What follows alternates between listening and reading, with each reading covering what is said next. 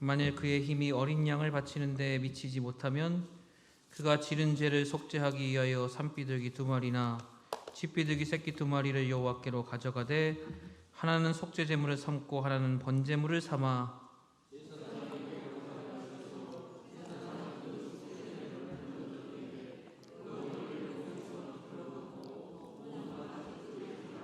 그 속죄 제물의 피를 제단 곁에 뿌리고 그 남은 피는 제단 밑에 흘릴지니 이는 속죄제요.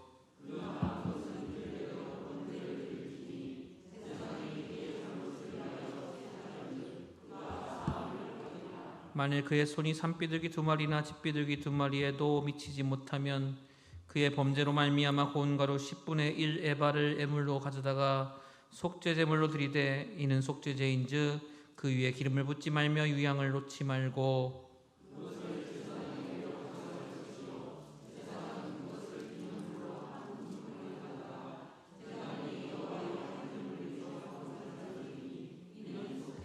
함께 봉독합니다. 제사장이 그가 이 중에서 하나를 범하여 얻은 허물을 위하여 속죄한즉 그가 사함을 받으리라. 그 나머지는 소제물같이 제사장에게 돌리니라. 아멘.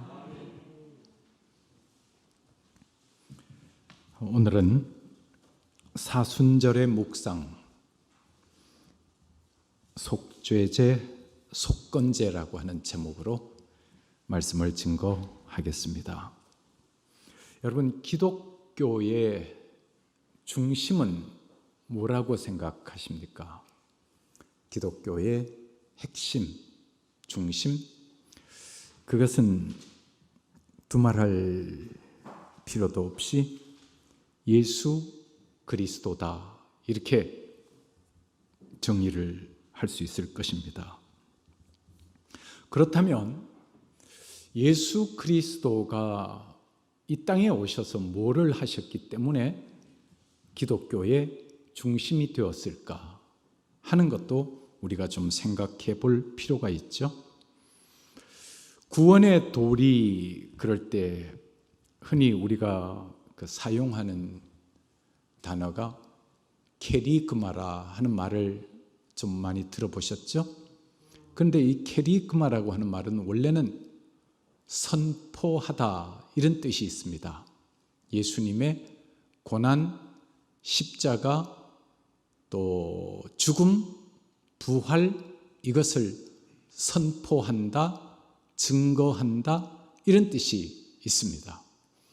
그래서 예수님의 사역의 중심은 십자가, 죽음, 부활, 이렇게 정리할 수 있을 것입니다. 그런데 제가 신학교를 가서 성경을 읽으면서 참 내가 목사가 되기를 잘했다, 이렇게 생각했던 때가 바로 이 예수님의 고난, 십자가, 죽음, 부활, 이것을 묵상하다가 레위기서에 있는 말씀하고 조인해서 이 말씀이 저에게 어느 날 해답처럼 저의 퀘션 마크를 다 해결시켜 주었던 말씀이 레위기서입니다. 그리고 이 레위기서와 히브리서를 같이 읽어보면, 히브리서 특별히 9장, 10장, 11장 가보면요, 이 구약 시대의 제사를 완성시킨 예수 그리스도의 제물 대심이 히브리서에 아주 선명하게 나와 있습니다. 조금 염려는 제사에 대한 말씀을 좀 드릴 텐데 좀 딱딱해지지 않을까 하는 염려를 가지고 말씀을 증거하려고 합니다. 그러니까 딱딱해지지 않을까라고 하는 것을 알고 말씀을 전하면 결코 딱딱해질까요? 딱딱해지지 않을까요? 딱딱해지지 않죠. 그러니까 걱정하지 말고 오늘 이 말씀을 한번 증거를 해보려고 합니다. 예수 그리스도를 우리는 흔히 제물이라 이런 말을 많이 쓰죠. 왜 예수님을 제물이라고 했을까? 오늘 거기에 대한 말씀을 조금 드리고 싶고요. 그 다음에 성경에서 예수님을 제물이라고 표현하는 것 말고 또다시 예수님에 대한 묘사가 있더라고요.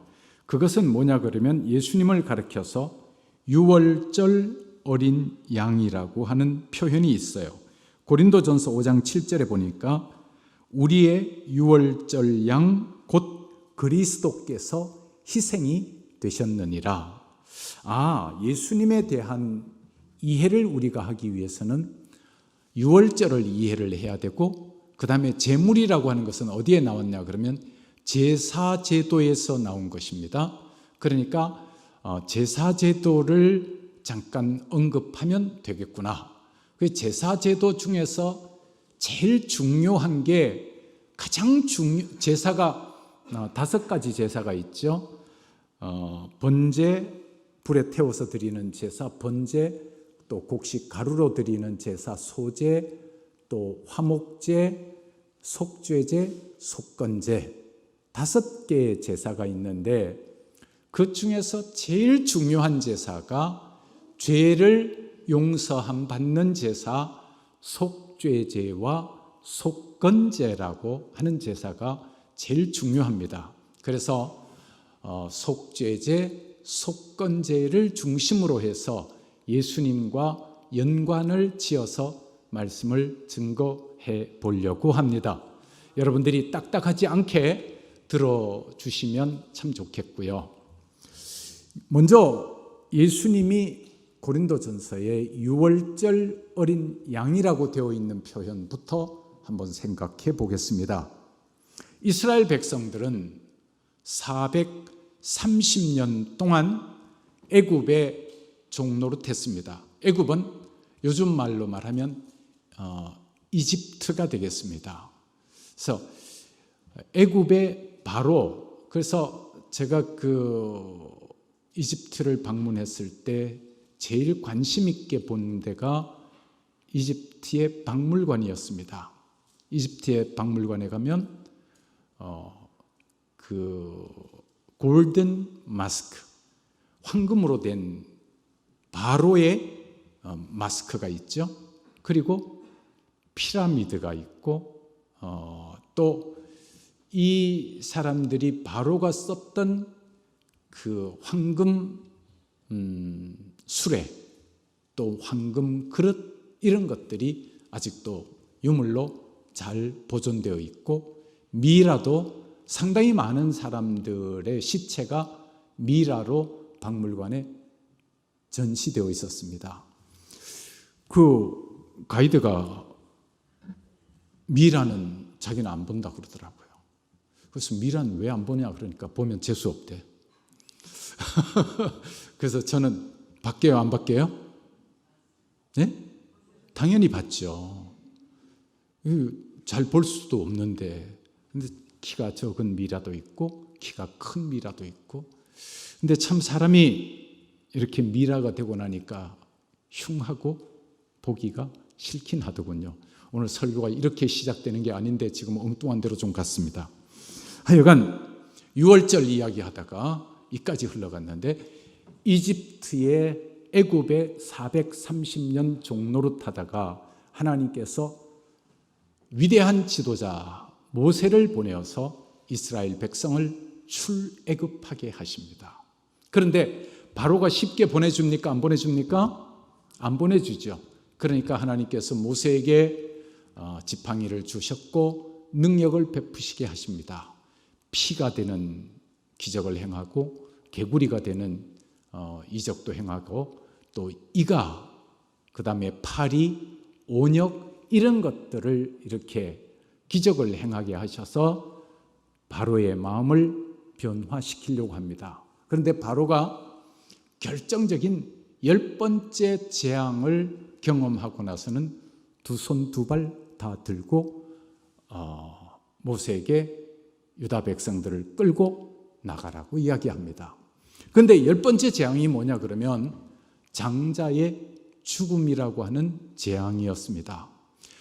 그 경내에 살고 있는 모든 사람들, 모든 짐승들 중에서 대표자가 누구냐 그러면 장자예요.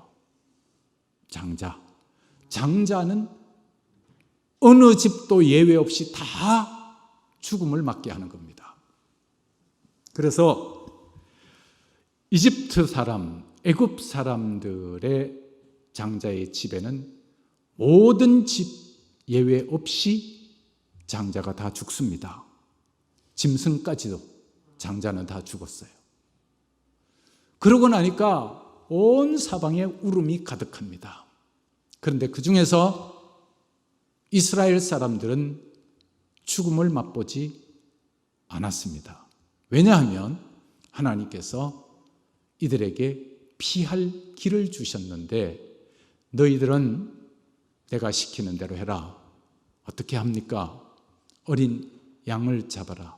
어린 양을 잡아서 문 좌우 설주와 문 인방에 그 피를 발라라. 그러면 내가 그 피를 보고 넘어가리라. 넘어간다는 말이 유월한다는 말이에요. 유월한다는 말을 영어로 pass over이라고 합니다. 그래서 내가 피를 볼 때에 넘어갈 것이다.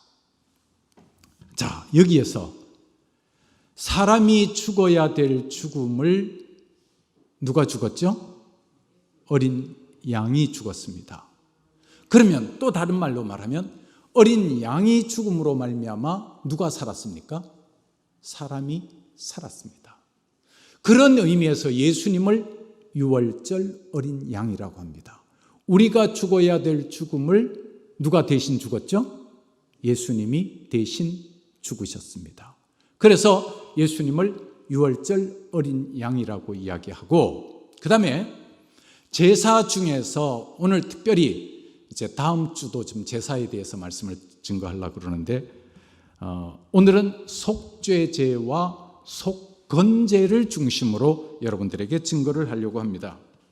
속죄제와 속건제는 한마디로 말하면 죄에 대한 사함을 얻는 제사가 속죄제, 속건제입니다.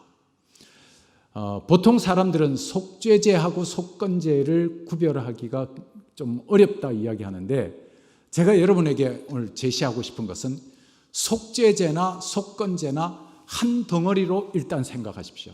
죄 용서함을 받는 제사가 속죄제 혹은 속건제라고 할 수 있습니다. 그런데 속죄제하고 속건제하고 미묘한 차이가 있는데, 속건제는 사람들 사이에서 재정적으로 내가 어떤 손해를 입혔을 때 거기에 속죄제는 하나님 앞에 속죄 제물만 바치면 끝납니다.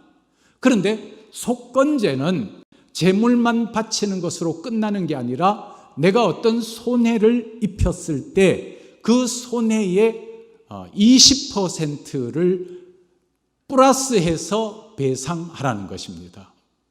제가 여기서 하나 깨달은 게 있어요. 우리 예수 믿는 사람은 인간관계 속에서, 여러분 한번 생각해 보세요. 저는 이 말씀에 굉장히 은혜를 많이 받았거든요. 인간관계 속에서 나는 다른 사람에게 손해를 입히고 사는 사람인가, 아니면 다른 사람에게 유익을 끼치는 사람인가? 우리 그리스도인은 어떤 삶을 살면 좋을까요? 유익을 끼치는 사람. 근데 어떤 사람은 일생을 살면서, 제가 이게 이런 표현을 써서 조금 용서해 주십시오. 거지 근성. 늘 얻기만을 좋아하는 그런 근성을 가진 사람들이 있습니다. 그래서 이 사람은 일생을 살면서 다른 사람에게 베풀질 못합니다. 늘 그냥 얻는 것만 좋아합니다. 근데 제가 성경을 보니까 이게 별로 좋은 게 아니더라고요. 주라고 표현하고 있고 또 여기에 속건제라고 이 제사 다른 사람에게 손해를 끼쳤으면 그냥 하나님 앞에 제사만 지내지 말고 그 사람에게 찾아가서 손해 본 것 플러스 20%를 더 배상해 주라고 그러더라고요. 아, 내가 살면서 내 인생, 남은 인생이 얼마 될는지 모르지만 다른 사람에게 줄 수 있으면 좀 주면 좋겠다. 줄 수 있으면 주면 좋겠다 하는 생각을 했습니다. 그래서 가능하면 좀 주었으면 좋겠다. 예. 이 좀 주면 사람들이 좋아하더라고요. 예. 그렇지 않나요? 며칠 전에 나무를 좀 심었습니다. 너무 겨울이니까 이렇게 파란 나무가 없어서 나무를 몇 그루 좀 이렇게 어디서 얻어서 나무를 좀 심었어요. 그 나무를 심는데 제가 뭐 그런 걸 별로 해본 적이 없으니까 가만히 생각하다가 사람 한 사람에게 도움을 청해야 되겠다. 그 도움을 청했어요. 도움을 청하고 나서 그 사람에게 좀 사례를 한두 시간 봉사를 했죠. 그 사람에게 내가 뭐를 주면 좋을까? 그러다가 이제 봉투에다 정성껏 저로서는 상당히 많은 액수의 돈을 넣었어요. 그래서 고맙습니다 하고 딱 예를 갖추어서 전해드렸어요. 그랬더니 그분도 굉장히 이렇게 감사하더라고요. 그래서 좀 베풀고 사는 게 좀 좋고 조금 손해보고 사는 게 어쩌면 그리스도인의 삶이 아닐까. 저 이 생각했어요. 속건제 묵상하다가 참 많은 생각이 들더라고요. 다른 사람에게 손해 입혔으면 그 손해에 플러스 20%를 하여라. 속죄제나 속건제나 비슷해요. 죄의 용서함을 받는 제사가 속죄제, 속건제예요. 근데 속건제는 다른 사람에게 경제적인 어떤 손해를 입혔을 때는 플러스 20% 더해주라. 전 여기서 은혜가 되더라고요. 인간이 산다는 게 사람과의 관계 속에서 사는 거 아니에요? 사람과의 관계 속에 살면서 너무 계산하지 말고 나에게 이익이 안 돼도 조금 오히려 손해를 보고 살면 어떨까? 손해를 보고 살면 어떨까? 예전에 제가 기억나는 게 있는데 그 영락교회에 있을 때였던 것 같아요. 분명히 공적으로 사용하는 건데 그래서 제가 교역자니까 권사님 내가 그 좀 교회에다가 이렇게 신청해서 드릴까요? 그랬더니 권사님 하는 말이 No.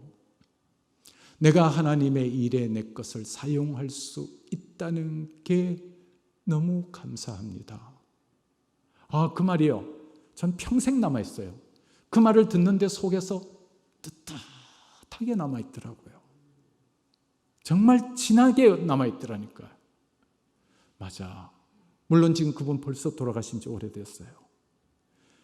그 당시에 제가 85년, 86년도에 같이 일했던 권사님들 지금 거의 다 돌아가신 것 같아요. 이렇게 들리는 소식이 가끔씩. 근데 그래 그분 지금 하늘나라 가 계시겠다. 하나님 앞에 참 칭찬받았겠다. 그 생각이 드는 거예요. 근데 속죄제는 뭐냐 그러면 속죄제는 히브리어로 하타트라고 그럽니다. 이것은 이스라엘 백성들이 하나님의 뜻을 어기고 살았던 죄, 그리고 부지 중에 하나님의 명령을 어긴 죄, 또한 하나님의 계명을 범죄한 죄, 이때는 하나님 앞에 속죄제를 드리는 거예요. 혹은 법정의 증언을 기피하거나 부정한 물체 등에 접촉하였거나 맹세한 것에 대한 약속을 이행 안 했다. 어떤 사람은 하나님 앞에서 맹세해놓고 그 맹세를 뭐 언제 맹세했냐 다 잊어버려. 그 맹세한 것을 지키지 않은 것, 그것도 아주 굉장히 큰 죄입니다. 그런데 그런 죄에 대해서 속죄제를 드리라는 거예요. 그 속죄제를 드리는데, 제가 제사에 대해서 예전에 레위기에서 한번 여러분과 다 공부를 했습니다만은, 제사에 대해서 공부를 하면서 깨달은 게 있어요. 제사는 반드시 뭐가 있어야 되느냐면 제물이 있어야 되더라고요. 그 옛날 구약 성경의 제물이 오늘날로 내려와서 하나님 앞에 드리는 예물로 이렇게 성격이 연결되었다고 보면 그렇게 큰 무리는 없을 거예요. 그런데 그러면 하나님 앞에서 어떤 제물을 드려야 되는가? 예를 들어서 속죄제를 드리는데 대표적인 게 짐승입니다. 대제사장이 잘못했을 때 그때는 수송아지를 제물로 하나님 앞에 제사를 지냅니다. 또 온 회중이 대속죄일을 지킬 때 그때도 수송아지를 잡습니다. 그래서 그 수송아지의 피를 뿌립니다. 그리고 족장이 죄를 지었을 때는, 족장도 상당히 이렇게 어느 정도 지위가 있는 사람이죠. 족장이 죄를 지었을 때는 숫 염소를 잡습니다. 그리고 평민이 죄를 지었을 때는 어떻게 하냐 그러면 암염소 혹은 어린 양을 잡습니다. 평민. 그래서 우리가 보통 예수님을 어린 양이라 그러면 온 평민을 대신해서 대신 제물이 되신 예수님 상징하는 것으로 어린 양이라고 하는 표현을 쓰고, 유월절 어린 양 마찬가지 그 단어를 사용합니다. 그런데 오늘 레위기서 5장에 보니까 이런 표현이 있더라고요. 레위기 5장 7절에 보면 만일 그의 힘이 어린 양을 바치는데 미치지 못하면 그가 지은 죄를 속죄하기 위하여 산비둘기 2마리나 집비둘기 새끼 2마리를 여호와께로 가져가되. 그러니까 평민은 뭐를 가지고 제사를 지냈냐 그러면 암염소 혹은 어린 양을 제물로 제사를 지내는 거예요. 제물 없이는 제사가 안 됩니다. 제물이 반드시 있어야 됩니다. 근데 그럼 가난한 사람들은, 여러분 다른 제사는 화목제 이런 거는요 의무적으로 드리지 않아도 됩니다. 그런데 구원받은 사람이 의무적으로 드려야 될 제사는 속죄제, 속건제입니다. 그런데 이 의무적으로 드려야 되는데 가난해요. 드릴 게 없어요. 아유, 어린 양이 얼마나 비싸요. 그래서 재물이 없다. 그런 사람들을 향해서 집비둘기 새끼나 산비둘기 2마리 가져다가 제사를 지내라. 근데 그러면 그 집비둘기나 산비둘기도 자기가 밖에 나가서 잡아와서 제사를 지내라 그러면 몹시 힘들 거 아니에요? 잡기도 어렵고. 저 같은 사람은 진짜 못 지내겠잖아요. 전 비둘기 살아있는 거 잡을 자신이 전혀 없어요. 그러면 양보다는 비둘기가 훨씬 더 싸지만 그것도 안 되면 어떡하냐 그러면 11절에 보세요. 만일 그의 손이 산비둘기 2마리나 집비둘기 2마리에도 미치지 못하면, 그 다음 뭐라 그래요? 그의 범죄로 말미암아 고운 가루 10분의 1 에바를 예물로 가져다가 속죄 제물로 드리되. 제가 쉬운 말로 말할게요. 밀가루 가져와서 제사 지내라는 거예요. 그럼 밀가루는 뭐냐? 밀가루로 빵 만들어 먹지 않느냐? 떡 만들어 먹지 않느냐? 목숨을 유지하기 위해서 식사로 밀가루를 가지고 요리하지 않느냐? 네 육신이 살기 위해서 가장 기본적이고 가장 최소한의 것 가지고라도 하나님 앞에 드려라 하는 거예요. 그러면서 13절에 보면 제사장이 그가 이 중에서 하나를 범하여 얻은 허물을 위하여 속죄한즉 그가 어떻게 한다고 그랬어요? 사함을 받으리라. 자, 보세요. 위에 보면 10절 말씀에 레위기 5장 10절에 보면 9절부터 볼까요? 속죄 제물의 피를 제단 곁에 뿌리고 그 남은 피는 제단 밑에 흘릴지니 이는 속죄제요 그 다음 것은 규례대로 번제를 드릴지니 제사장이 그의 잘못을 위하여 속죄한즉 그가 그 다음에 사함을 받으리라. 짐승을 잡아서 피를 가지고 제사를 속죄제를 드려도 죄 용서함 받았어요. 그런데 밀가루 가지고 예배를 제사를 지냈어요. 그 사람에게도 똑같이 표현이 제사장이 그가 이 중에서 하나를 범하여 얻은 허물을 위하여 속죄한즉 그가 사함을 받으리라. 그 나머지는 소제물같이 제사장에게 돌릴지니라.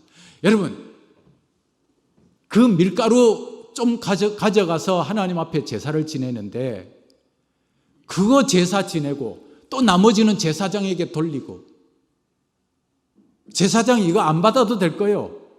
그런데 뭐하러 이거 제사장이 또 이걸 또 받아요. 그러니까 아무리 가난해도 그래도 지킬 건 지키라 하는 말로 저는 이해를 했습니다. 자, 우리가 살아가면서 의인은 하나도 없습니다. 누구나 다 죄인입니다. 누구나 다 죄인이니까 우리는 속죄제, 속건제 반드시 드려야 됩니다. 드려야 되는데 나는 가난하기 때문에 제사 드릴 수 없습니다. 핑계 댈 수 있습니까? 없습니까? 핑계 댈 수 없어요. 왜? 양을 못 사면 비둘기라도 갖다 놓고 드려라. 그것까지 안 되는 최하위 극 빈자라고 하면 밀가루라도 갖다 놓고 하나님 앞에 제사를 지내라. 그러면 하나님이 어떻게 해준다? 용서해 주신다. 할렐루야. 자, 이제 설교는 지금부터 시작입니다. 제가 한번 물어보겠습니다. 그 속죄제를 지낼 때는 짐승의 머리에 안수를 합니다. 사람이 짐승의 머리에 손을 얹습니다. 그러면 사람이 지은 죄가 누구에게 옮겨져요? 짐승에게 옮겨져요. 이 짐승을 죽입니다. 그런데 이거는 그리고 뭐 정 어려운 사람에게는 밀가루를 갖다 놓고 제사를 지냈어요.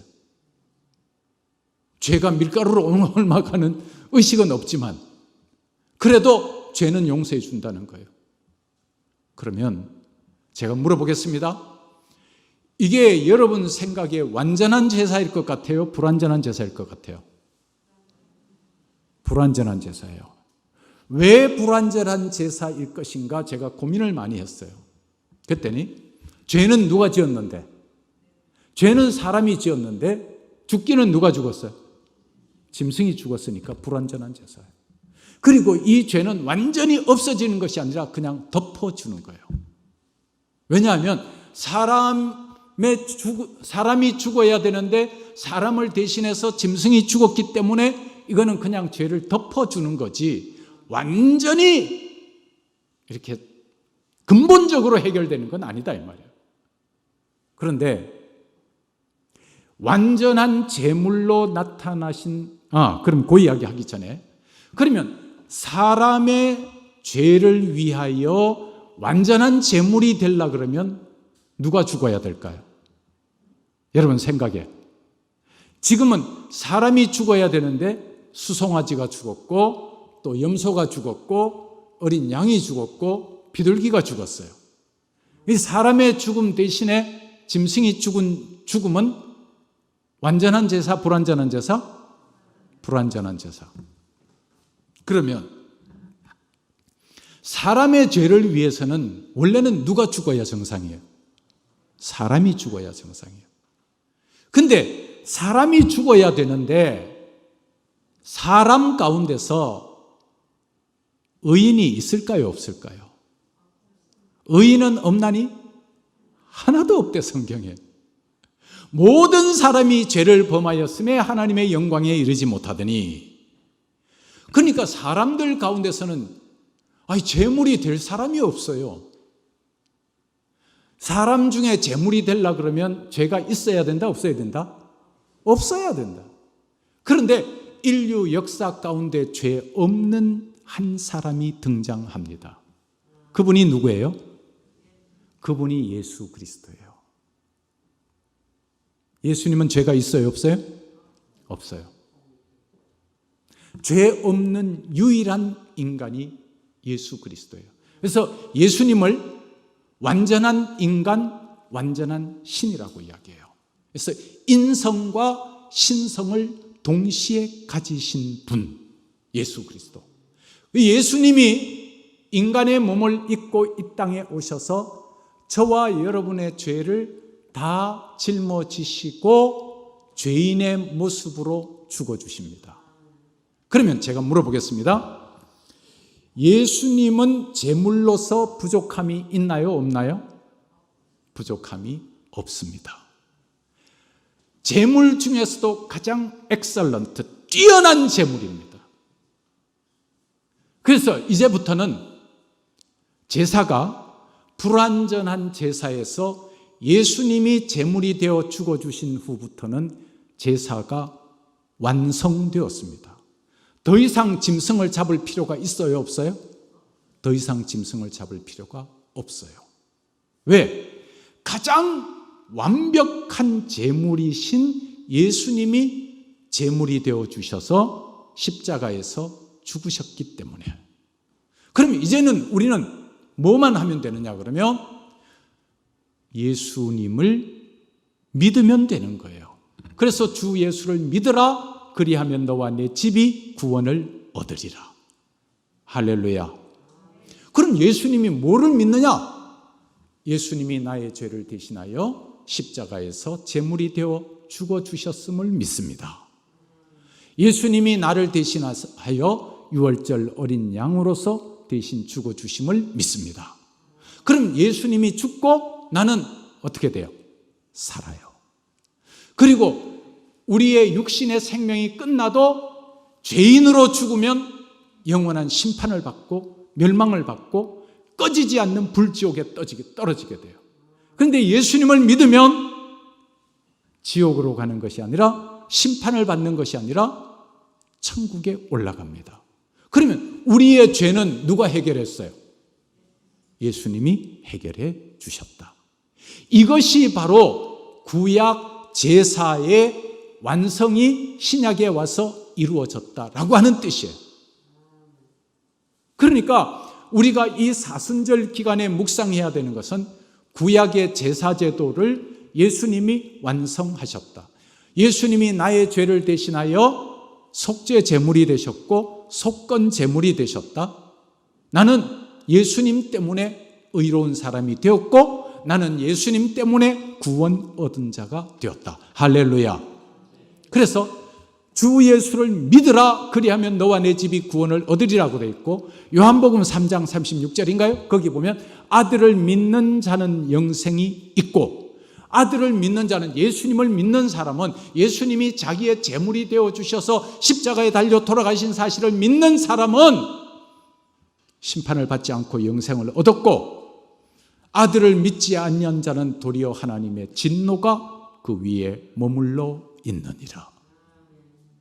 자, 여러분 굉장히 중요합니다. 예수님 말고 구원 얻을 길이 있나요, 없나요? 없어요. 천하 인간에게 구원을 얻을 만한 다른 이름을 예수 말고는 우리에게 주신 적이 없습니다. 아멘. 내가 곧 길이요 진리요 생명이니 나로 말미암지 않고는 아버지께로 올 자가 없느니라. 우리가 예수 그리스도의 십자가를 믿는 의미는 예수님이 나의 죄를 대신해서 속죄 제물이 되어 주셨고, 속건 제물이 되어 주셨고, 화목 제물이 되어 주셨고, 번제물이 되어 주셨고, 이것을 내가 믿음의 눈으로 억셉트하는 것, 받아들이는 것. 그러면 우리는 어떻게 됐냐 그러면 예수님을 주라고 부르게 되는 거예요. 나의 주님, 예수님이 나의 죄를 대신하여 십자가를 지셨군요. 예수님이 나를 대신하여 제물이 되어 주셨군요. 이것을 믿고 고백하는데 누구든지 성령으로 하지 아니하고는 예수를 주라고 고백할 수 없습니다. 할렐루야. 그래서 우리가 예수님을 주라고 고백하는 것은 성령이 우리 속에서 살아계신다는 거예요. 그럼 우리는 하나님의 백성이라는 것이에요. 아멘. 그래서 우리는 또 이렇게 한번 이야기해 보죠. 시간이 벌써 많이 갔는데, 예수님이 용서하지 못할 죄가 있을까요, 없을까요? 예수님이 용서하지 못할 죄 있어요. 성령 해방죄. 그럼 성령 해방죄를 뭐라고 표현하느냐? 예수 믿으라는 말씀 앞에서 믿지 않는 죄. 믿지 않는 사람은 구원 얻지 못합니다. 할렐루야. 그리고 믿음은 선물입니다. 누구나 다 믿을 수 있는 게 아니에요. 이렇게 구원의 도리가 분명하게 보이는데도 믿지 않는 사람이 있다니까요. 믿지 않는 사람이 있어요. 전직 대통령, 전 모모 대통령 아들이 신학대학원에 들어갔다 뉴스에 며칠 전에 나오더라고요. 그분이 그 머리카락도 없고 백담사에 가 있었어요. 백담사에. 꼭 생기기도 스하고 비슷하잖아요. 머리카락에서 지금 못 알아들어요? 알아들어요? 근데 그분이 그러더래요. 아들한테 이제 연세가 들어서 치매기도 왔나 봐요. 못 알아본대요. 그런데 아들한테 그러더래요. 네가 목사님이 되면 내가 그 교회에 나가겠다 그러더래요. 구원 얻는 길은 예수 그리스도밖에 없습니다. 아멘? 코로나 때문에 여러분의 믿음이 약해지지 않기를 바랍니다. 또한 그래도 예배 참석하는 분은 괜찮은데 코로나 때문에 교회에 못 나오시는 분, 온라인으로 오늘 이 예배를 드리시는 여러분, 믿음이 약해지지 않기를 부탁합니다. 그리고 나와도 될 때가 있을 때는 꼭 나오십시오. 몸으로 하나님 앞에 나와 드리는 이 예배가 하나님이 받으시는 제사의 프로토타입입니다. 원형입니다. 온라인으로 예배 드리는 것은 변형된 그냥 맞추어서 드리는 임시 방편의 예배입니다. 온전한 예배는 하나님 앞에서 드리는 예배라는 사실을 기억하시고 빨리 코로나가 종식되어서 우리 다 함께 나와서 예수님이 나의 제물이 되셨구나 하는 사실을 고백하며 의인으로서 기쁘고 행복하고 즐겁게 예배를 드리며 살아가는 저와 여러분이 되실 수 있기를 축원합니다. 기도합시다. 아버지 하나님, 참 고맙습니다. 오늘 구약의 제사제도 잠깐 언급했습니다. 하나님의 말씀을 어긴 죄, 하나님과의 서원을 어긴 죄, 하나님의 계명을 어긴 죄, 이 모든 죄들이 속죄제를 드려야 되는 죄고, 또한 사람들과 사이에서 경제적인 손해를 입게 한 죄는 속건제를 드리라고 했습니다. 구약시대에는 짐승이 제물이 되었습니다. 그러나 그것은 불완전한 제물이었고, 예수님이 이 땅에 오셔서 온전한 제물이 되어주셔서 십자가에서 돌아가심을 믿습니다. 이제는 제사제도가 완성되었기에 우리는 예수님 안에서 구원을 얻고, 예수님 안에서 용서함을 받고, 예수님 안에서 새롭게 살아갈 수 있는 존재임을 깨닫습니다. 하나님 아버지, 우리 행복한 교회 온 교우들 믿음이 약화되지 않게 하시고, 오직 예수 그리스도만 통해서 구원 얻는다는 사실, 이 믿음을 확실히 붙잡고 하나님 앞에 예배드리는 삶에, 또 하나님 섬기는 삶에 위축되지 않게 하여 주시고 약화되지 않게 하여 주시옵소서. 이 사순절에 제사제도를 묵상합니다. 온전한 제물이 되셔서 고난받으시고 죽어주신 예수님 고맙습니다. 예수님 때문에 우리가 살았습니다. 예수님 때문에 구원 얻었습니다. 예수님 때문에 행복을 누립니다. 예수님 안에서 복된 삶 살게 하여 주시니 감사합니다. 예수님 이름으로 기도드리옵나이다. 아멘. 다 함께 자리에서 일어나셔서 찬송가 298장 1절과 4절 찬양하신 후에 담임 목사님께서 축도해 주시겠습니다.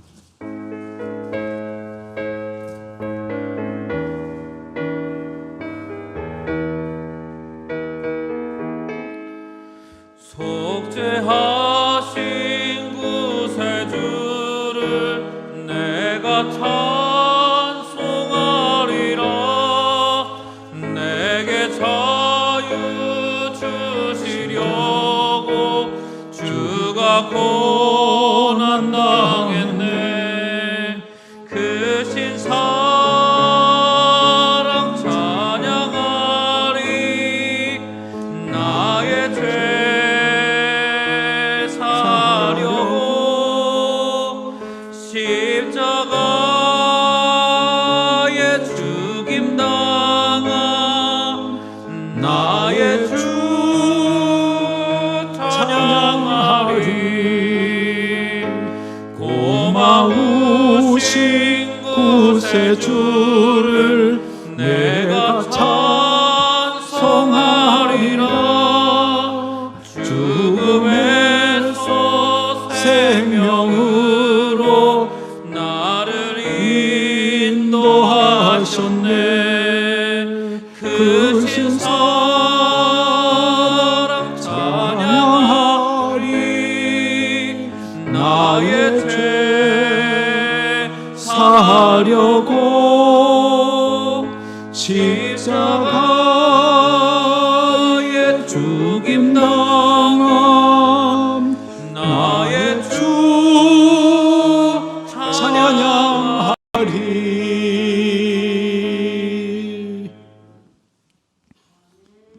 구약의 제사가 예수님으로 말미암아 완성되었습니다. 이제는 더 이상 짐승을 잡지 않아도 됩니다. 짐승이 제물이 되는 것은 불완전한 제사였습니다. 그러나 예수님이 제물이 되어 주셔서 모든 제사를 단번에 완성하셨습니다. 이제 제사는 끝났습니다. 예수님 안에서 완성되었기 때문입니다. 예수님이 우리의 속죄 제물이 되시고 우리의 속건 제물이 되셨다는 사실을 오늘 다시 한번 확인하고 고백하면서 예수 믿는 믿음 안에서 행복한 삶을 사는 저와 여러분이 되시기를 소원합니다. 지금은 우리의 화목제물, 번제물, 속죄제물, 속건제물이 되신 우리 주 예수 그리스도의 은혜와 하나님 아버지의 독생자를 우리를 위하여 이 땅에 보내신 그 사랑하심과 성령님의 역사, 인도, 교통하심이, 위로하심이, 축복하심이, 깨닫게 하심이 온라인으로 예배를 드리는 성도들과 또한 주의 전에 나와 예배를 드리는 우리 모두들 위에, 자자손손 위에, 생업 위에, 앞날 위에 지금으로부터 영원토록 함께 하시기를 간절히 축원하옵나이다. 아멘.